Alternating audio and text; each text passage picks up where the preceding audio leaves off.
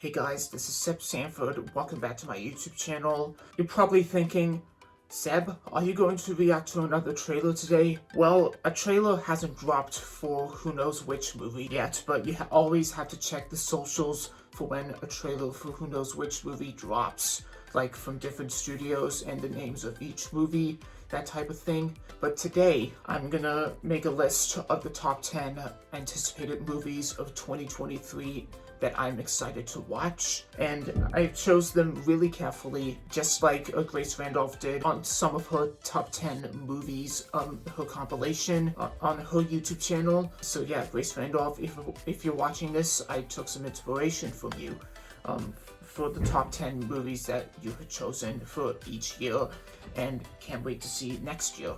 It's probably all I can say. So I chose the 10 movies for 2023 that I'm excited to watch. So if you're new here, be sure to hit that subscribe button and turn on those notifications for more exciting videos like this one, including trailer reaction videos. And you can follow me on my Instagram, link in the description.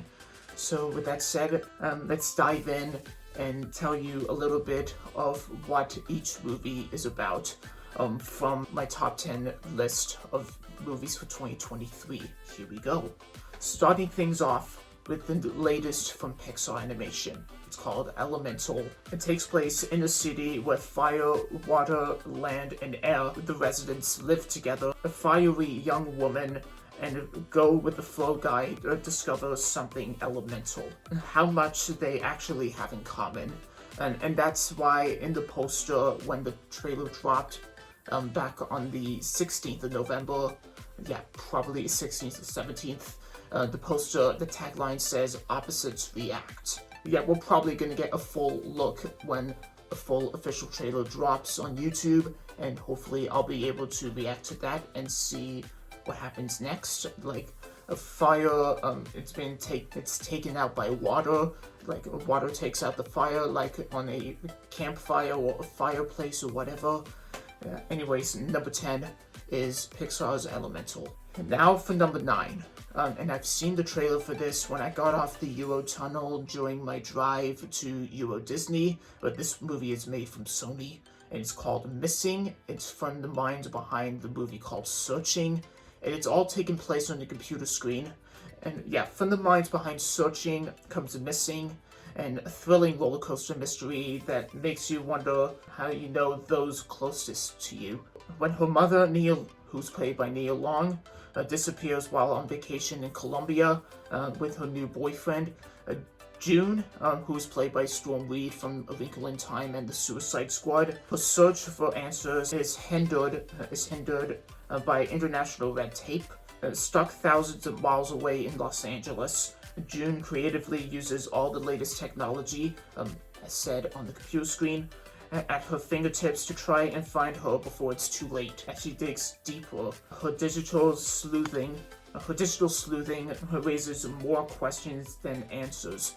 And when June unravels secrets about her mother, she discovers that she never really knew her at all. I think the trailer gave too much away, but we're soon going to find out once the movie is released in January in the US and February in the UK. Late February. So I can't wait to watch this movie, as I like thrillers like on the computer screens, like Searching, and as I said, Missing, and the Unfriended movies, which take place on the computer screen, like a horror thriller, like the first one, a group of friends being haunted by their dead friend, and the second one, another group of friends being haunted by a dark web type of group, taking over the computer screens, and never trust the dark web and never go there either. Anyways, Missing is at number 9. Number 8, the latest from Disney Animation Studios and comes out in November, Disney's Wish. And during Disney's D23 Expo on September 9th in 2022, this year, the studio announced the production of its upcoming animated musical, Wish. And the film follows 17-year-old Asha, who is voiced by West Side Story Oscar winner Ariana DeBose, I think that's how you pronounce her last name, and centers on the legend of the wishing star. In the story, Asher makes an impassioned plea to the sky, which is answered by a ball of boundless energy called Star. Together, Asher and Star work to save her community. So Chris Buck, who is directing the film, spoke about the film's inspiration during the D23 presentation. His directing partner, Vaughn, and him both grew up on Disney classics and fell in love with them, and so did I. And he said, truly is no greater power in the universe than someone with a true wish in their hearts. And yeah, I'm looking forward to seeing what Wish brings to the audience in late November during the countdown to next Thanksgiving, American Thanksgiving. So it comes out in November, Disney Animation Studios' Wish. So be sure to put that in your diaries, and we're probably going to get a teaser trailer in the summertime. Same thing we had with Encanto, which is a huge success. Anyways, Disney's Wish is at number 8. It's at number 8. And now on to number 7, and it's from the DC Universe, and it's Shazam 2: Fury of the Gods. It was supposed to come out this month, and I asked myself, I hate to see Shazam go up against Avatar 2, which is coming out in a couple weeks' time. So I'm glad that Warner Brothers Discovery pushed it back a couple months to March 2023. That way, that movie is not going to go up against Avatar. So yeah, the film continues the story of teenage Billy Batson, who, upon reciting the magic word Shazam, is transformed into his adult superhero alter ego Shazam, played by Zachary Levi, and his group of superheroes, and who also say the word Shazam, are going up against the Greek gods, led by Dame Helen Mirren. And I'm looking forward to see what she brings to her character in this movie. So yeah, just like I said, I can't wait to see the continuation of Shazam in the DC Extended Universe. So number 7, Shazam: Fury of the Gods. And at number 6, it's the latest from the combination of the team up with Nintendo and Illumination Animation, the guys behind Despicable Me. It's the Super Mario Brothers movie. And I know people had a lot of mixed feelings about Chris Pratt voicing the title character Super Mario during the teaser trailer in September. But I'm okay with that. I don't mind what Chris Pratt brings to the Mario character. So the plumber, named Mario, travels through the underground labyrinth with his brother Luigi, trying to save a captured princess. That is Princess Peach, who is voiced by Anya Taylor-Joy. But it's very similar to the video games that we've known and grew up with for so long. I myself am a huge Super Mario fan. I used to play it on the Wii and on the DS and the 3DS, but not on the Nintendo Switch because that is very hard to use. I've never used a Nintendo Switch before. So yes, I'm really looking forward to seeing what this movie brings to the audience and the fans who grew up playing the Super Mario movies and games. I especially loved at the end of the official trailer where they're riding the Mario Karts. I like the video game titled Mario Kart. So if I had to choose my favorite Mario Kart, it would have to be Mario. So yeah, a massive shout out to the cast and crew who are bringing Super Mario to life on the big screen. So that's number 6, Super Mario. Now to my top 5 movies that I'm really looking forward to watching.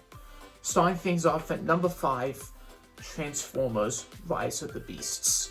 And during the 1990s, as said in the description of the recently released teaser trailer, the Maximals, Predacons, and Terracons joined the existing battle on Earth between Autobots and Decepticons.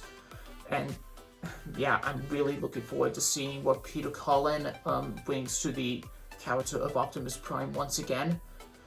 Yeah, as you probably know, if you all remember, I've met Peter Cullen before. He's Canadian. I like a bit of Peter Cullen as Optimus Prime in the Transformers and Eeyore in Winnie the Pooh.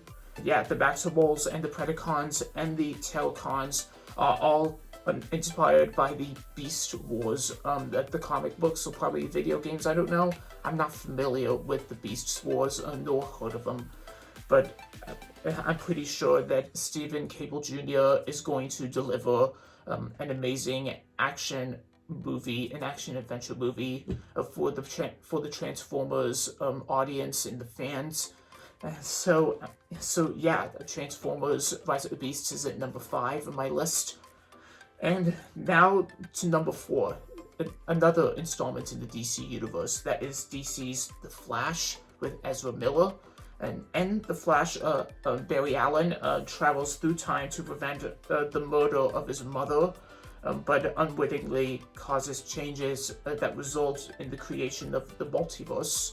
And we do have the return of Michael Keaton's Batman, which you probably recall from the classic Tim Burton movies Batman and Batman Returns. And we only heard a bit of his lines during a little small teaser that we got in 2021's DC Fandom. I think they're now in the post-production process of this movie, and we'll probably get a full trailer probably near the end of the year or beginning of 2023. So I can't wait to see what Ezra Miller brings next to the character of Barry Allen, aka The Flash. And I especially loved him in the Zack Snyder cut of Justice League. If you haven't seen that movie, please feel free to check it out. And now let's head on over to the top 3. At number 3, Guardians of the Galaxy Volume 3, which we also had a trailer for back at Brazil Comic-Con. Still reeling for the loss of Gamora with Zoe Saldana, Peter Quill, played by Chris Pratt, relies his team to defend the universe and one of their own, a mission that could be the end of the Guardians if not successful. And it is indeed the final movie in the Guardians trilogy. I really don't want it to end. I wish it went on a little longer. Well, the Marvel Cinematic Universe is going on a little longer with the Phase 5 and Phase 6 timelines. And I can't wait to see what the Marvel Cinematic Universe delivers to this final installment with Volume 3. And I'm pretty sure it's going to have a good soundtrack on Peter Quill's record player and probably the iPhone or probably iPod as well. And I especially love the holiday special. Be sure to watch that on Disney Plus quickly before Christmas ends. You have until New Year's Eve to completely finish it and watch it if you haven't seen it. Anyways, Guardians 3 is on the top 3. Okay, now the final 2. And number 2 is the remake, the 2023 remake of Disney's The Little Mermaid. And this movie is the beloved story of Ariel, who is voiced by Halle Bailey, a beautiful and spirited young mermaid with a thirst for adventure, and the youngest of King Triton's daughters. King Triton is played by Javier Bardem, and the most definite. Ariel longs to find out more about the world beyond the sea, and while visiting the surface, falls for the dashing Prince Eric. While mermaids are forbidden to interact with humans, as seen in the original 1989 remake of the classic, Ariel must follow her heart. She makes a deal with an underwater sea witch, which is Ursula, played by Melissa McCarthy, and I really don't know what the Ursula character is going to look like on Melissa, but we'll find out in the full official trailer. Which gives her a chance to experience life on land, but ultimately places her life on her father's crown, meaning her voice was taken by Ursula. So we'll see what happens to Halle Bailey when she brings her Ariel character to life in live-action form. And I already spoke with Jodie Benson twice last year via GalaxyCon virtually. So yeah, I'm really looking forward to watching this remake. I grew up watching The Little Mermaid on video cassette and on DVD. Let's see what this live-action version will deliver to Little Mermaid fans and Disney fans all over the world. So that's at number 2. But now, before we go into number 1, I'm going to break the rules here and go into 1.5. I've never done a 1.5 rating before on my top 10, so I'm breaking the rules. So, Grace Randolph, I apologize for breaking the top 10 movie rules. Okay, 1.5. It has to be Spider-Man Across the Spider-Verse, the Miles Morales Spider-Verse.